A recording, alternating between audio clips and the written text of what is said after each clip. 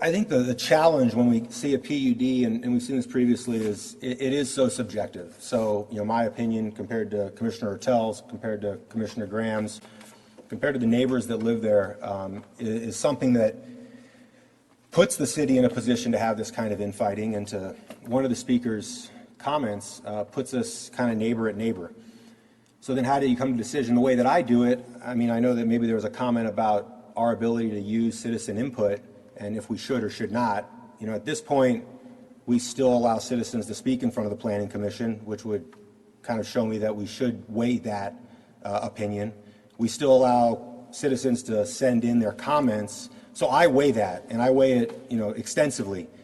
So when I looked at our packet, if you print it out, and I wouldn't encourage anybody to do this, especially since we're talking about green building and helping the environment, but it's 547 pages to date of this packet, and I'm sure it'll grow to maybe 700 by the time it gets to the council. Of that, 140 of it is the applicant, city report, what have you. The remaining of that 547, call it 440, is all citizen input of a 547-page packet. Now, I didn't go into what was previous to, I think, Friday, because they didn't break it down. I read through it when it came first to us. But since then, there's 100 pages of citizen input since the packet was submitted on Friday. Of that, 20% was in support, 80% was in opposition of the project. So I think there's been comment about the fact that, that somebody made a comment online that this is everybody's totally against this. I don't think anybody's, silly enough to believe that kind of language. So then I went back, because I was serving on the Planning Commission previously and thought about projects that were this hairy, had this much citizen input, brought this level of emotion to the table. So the first one I went back to see the comments and how it shook, because again, I would agree with the speaker that said we need to come together as a community. And the first one I thought of, one of the first cases I saw was the Desert Discovery Center up in North Scottsdale. And I went back to that packet just for fun to compare.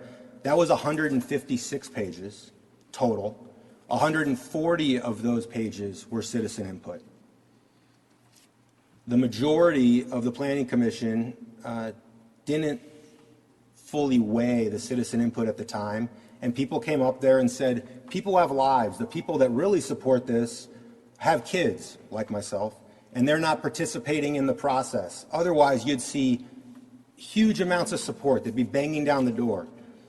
And when that ended up going to the citizens for a vote, 70% voted against it. Now, you could say that was right or wrong, but the general consensus of this city was that they were against it. The next project of this size would be Southbridge 2, 10 acres, not too far away in the downtown. Another one that I could argue really tore this city apart by the time we were done with it. That was 291 pages of a packet. Of that, 60 pages were comments. Again, that thing sailed through planning, and the comments were very similar. People are too busy. They're not here. They support it. And at the end of the day, 17,000 people signed a petition to send it to a referendum before it was finally pulled from the project. So there's a lot of subjective. We could talk about how much housing is needed, how many apartments are needed. I think, frankly, for every economist that's going to say we need this to be 50 units an acre, I could find one that says we could do it at 30 or 25. But the citizens are ultimately who, these decisions are made for. And I would agree with the speaker that said we need to bring this community together. And every time something like this, with this amount of input, has gone through planning and gone through the council, it's done nothing but tear apart the fabric of the community and rip neighborhoods apart. So for that reason, I see this as another example of what that could lead to. I've seen it happen.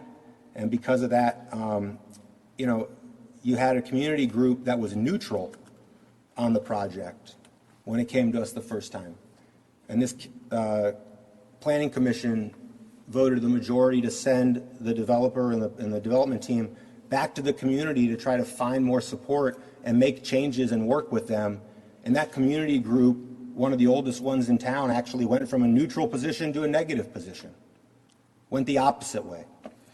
So, that being said, I do want to try to help the fabric of the community. I think passing this and sending it forward in the way it is going to get the neighbors and create more civil wars in these neighborhoods. And at the end of the day, the citizens can really see what's right for Scottsdale. And I think, I don't know about totally, but it looks like the majority of people in this community don't want this. So that's where I'm at. Thank you. What was it? Commissioner Serena? Yeah, I don't have anything else about the project. But the last thing I want to say is, shame on us here. We've got citizens that submitted 500 pages of comments, and we sit up here and question maybe they don't live in the neighborhood when 90% of them have given their addresses. You have to give your address 90% of the time unless you just email the planning commission. So we question where they live. And then in the same breath where we accuse them of maybe not like us and insinuate some sort of underlying racism or feeling of, you name it, fill in the feeling behind it, and attack them for having an opinion about somebody that's not like them. Meanwhile, we're doing that to them. If I had $1 for every time I've been on this commission where I've gotten a comment from a development attorney, someone that supports a development, or the developer that bashes the neighborhood or bashes the people in it as not being smart enough, not understanding, maybe just not getting it because we know better. So if the commission up here wants to do our part in trying to build the community better, as one speaker said, we can attack the project, we can have our different opinions of what the project looks like because it's subjective. But when we start picking out one or two comments and painting a broad brush over a community that submitted 600 inputs, we need to do better. Because the council appointed us, a majority appointed each one of us, to be leaders in this community. And leaders in the community don't pick out a few items and give addresses and say, well, I don't even know where this person lives. Or, you know what? I read a comment that said they're not like us, therefore the neighborhood is probably, a bunch of bigots and racists or just don't want young people. So I don't have any questions. My thoughts about the project are there, but I want to apologize for anybody that felt offended because maybe they didn't live close enough to the project, so your tax dollar inputs don't count, or maybe you put a comment on paper and it's being misrepresented as you being something that you're not and trying to push out a demographic that just isn't the case. So I apologize.